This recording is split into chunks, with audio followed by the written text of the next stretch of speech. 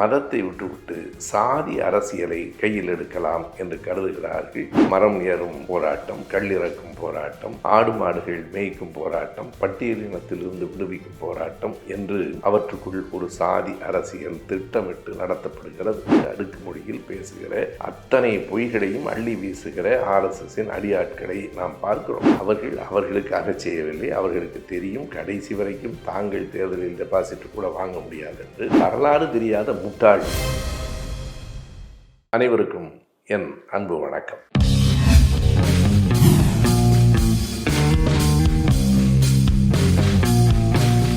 சாதி மறுப்பு திருமணங்கள் சரியா தவறா?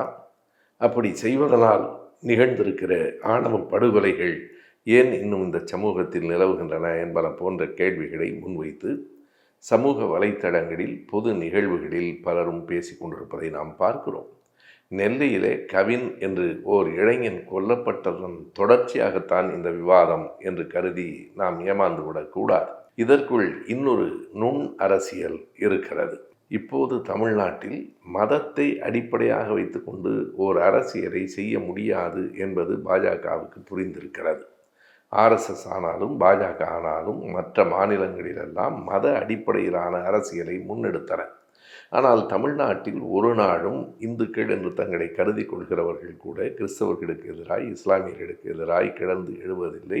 மத மோதல்கள் என்பது தமிழ்நாட்டில் இல்லை. அதற்கு திராவிட இயக்கம் இந்த மண்ணில் வேரூன்றி இருப்பது காரணம். அப்படியானால் என்ன செய்யலாம்? மதத்தை விட்டுவிட்டு சாதி அரசியலை கையில் எடுக்கலாம் என்று கருதுகிறார்கள்.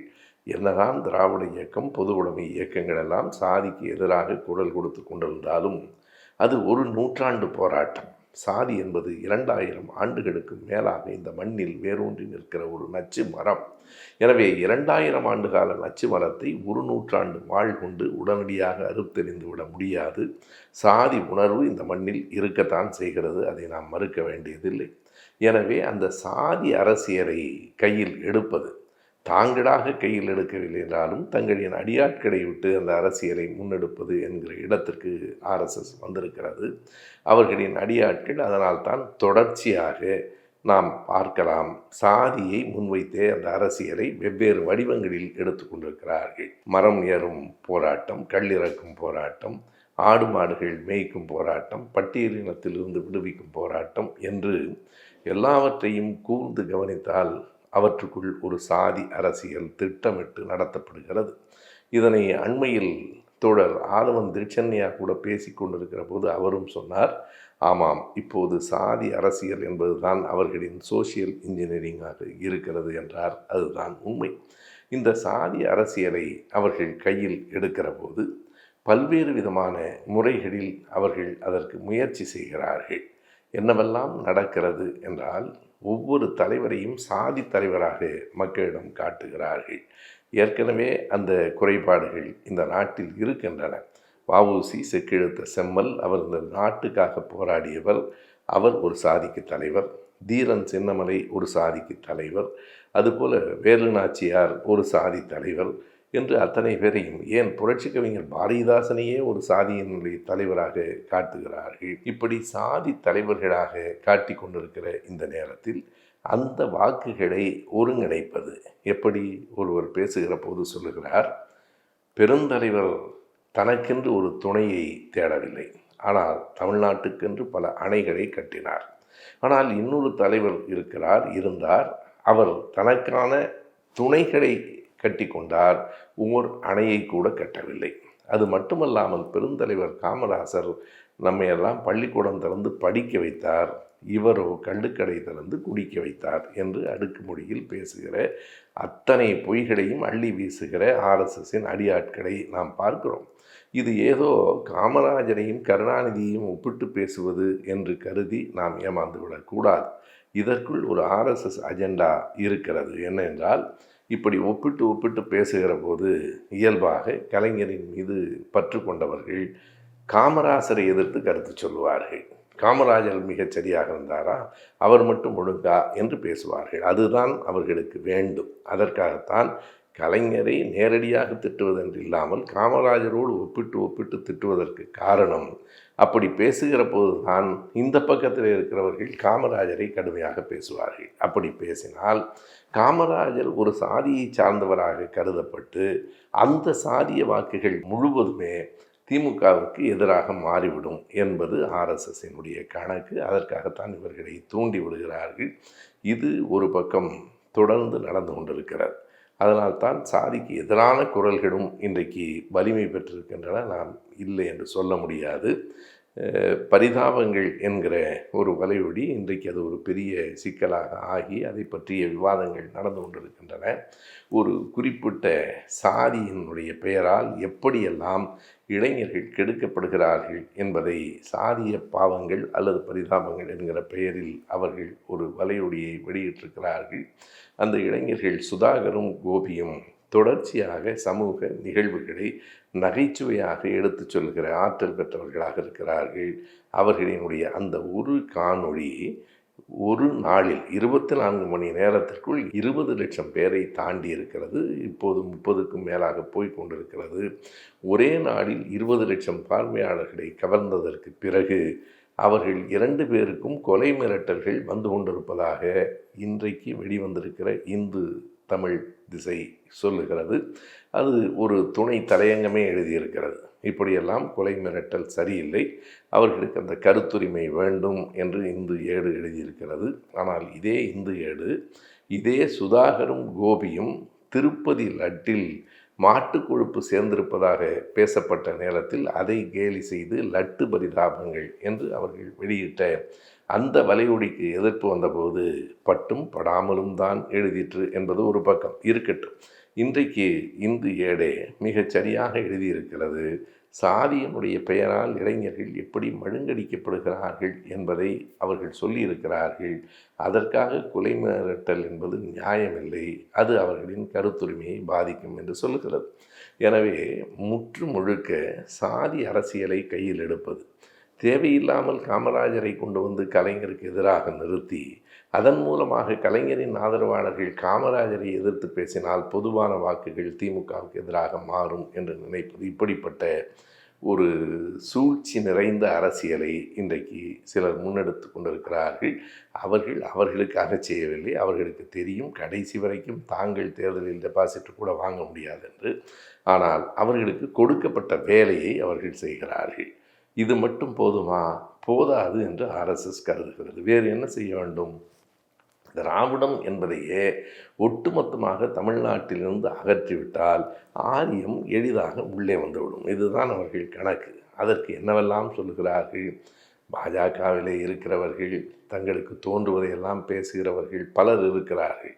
ஆனால் அங்கேயும் கூட கொஞ்சம் கவனமாக பேசுகிற வரலாற்று குறிப்புகளை சொல்லுகிறவர்கள் உண்டு.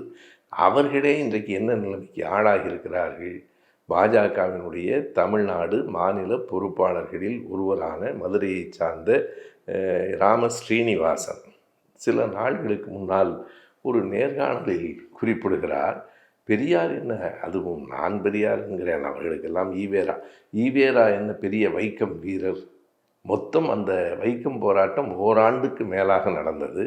பெரியார் எத்தனை நாள் அதில் கலந்து கொண்டார்? 3 நாள்கள் கலந்து கொண்டார். அவர்தான் வைக்கம் வீரர் என்று கொஞ்சமும் கூசாமல் அவர்களால் எப்படி பொய் சொல்ல முடிகிறது என்று எனக்கு தெரியவில்லை. நான் ராமஸ்ரீனிவாசன் பெயரை குறிப்பிட்டு சொல்லுவதற்கு காரணம், அவர் சில வரலாற்று குறிப்புகளை சொல்லுவார். அவருடைய பேச்சிலிருந்து அவர் கொஞ்சம் படித்திருக்கிறார் என்பது புரிகிறது.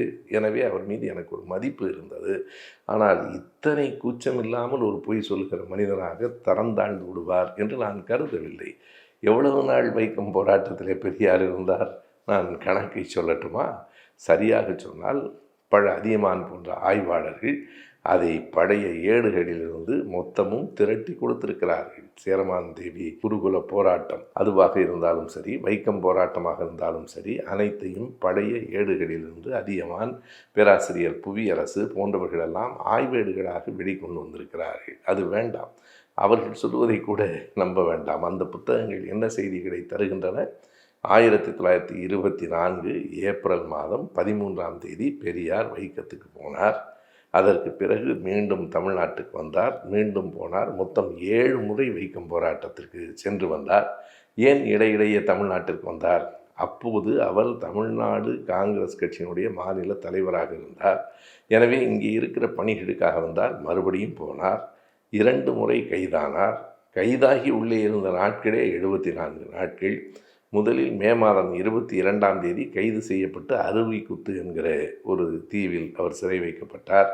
பிறகு மீண்டும் கைது செய்யப்பட்டு திருவனந்தபுரம் சிறையில் 4 மாதங்கள் சிறை தண்டனை விதிக்கப்பட்டது. ஆனால் அந்த திருவிதாங்கூர் மகாராஜா இறந்து போனதால் முன்பாக வெளிவந்து விட்டார். எப்படி இருந்தாலும் 74 நாள்கள் அவர் சிறையில் இருந்தார்.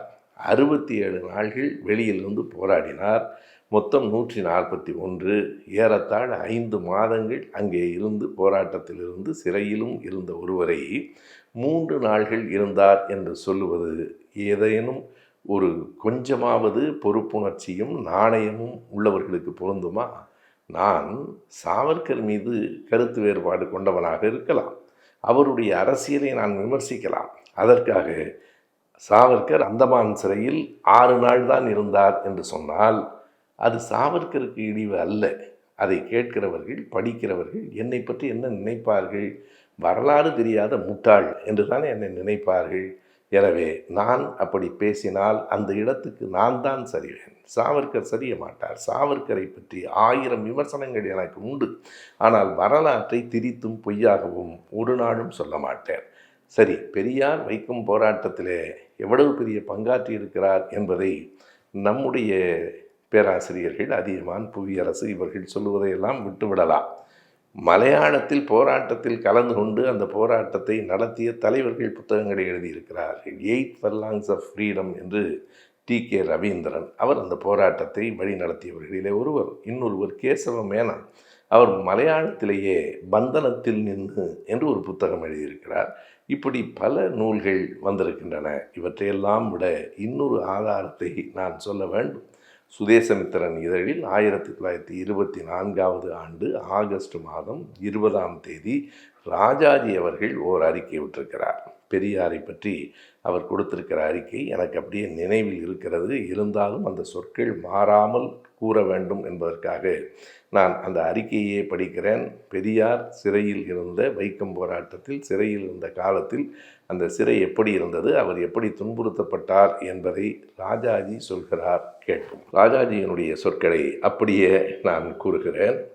அவர் எழுதுகிறார், இப்பொழுது திருவனந்தபுரம் சிறையில் இருக்கும் சத்தியாகிரக கைதியான ஸ்ரீமான் ராமசாமி நாயக்கர் ஒரு மற்ற சத்தியாகிரக கைதிகளிடமிருந்து பிரித்து தொலைவில் ஒரு தனி அறையில் அடைக்கப்பட்டிருக்கிறார்.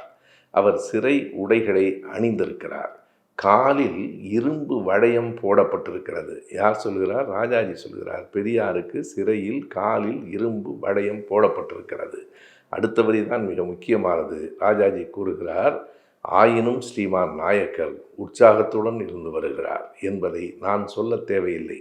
அவருடன் நான் நெருங்கி பழகியிருப்பதால் அவரை நன்கு அறிவேன். அவர் செல்வத்தையும் அந்தஸ்தையும் துறந்து சங்கடங்களை ஏற்றுக்கொண்ட தீர புருஷர் என்று ராஜாஜி கூறுகிறார். இது உண்மையான வரி. இப்படிப்பட்ட சான்றுகளெல்லாம் இருக்கின்றன. நான் ஸ்ரீனிவாசன் என்கிற தனி மனிதருக்கு சொல்லவில்லை, பொதுவாக சொல்கிறேன். நாம் அரசியல் களத்தில் நிற்கலாம், ஆனாலும் கொஞ்சமாவது நாணயம் உள்ளவர்களாக நாம் இருக்க வேண்டும். இல்லை என்றால் எதிர்காலம் நம்மை எப்படி பார்க்கும் என்பதை நான் சொல்லுவது அவ்வளவு நன்றாக இருக்காது. சாதி அரசியலும் தமிழ்நாட்டில் வெற்றி பெறாது. நன்றி, வணக்கம்.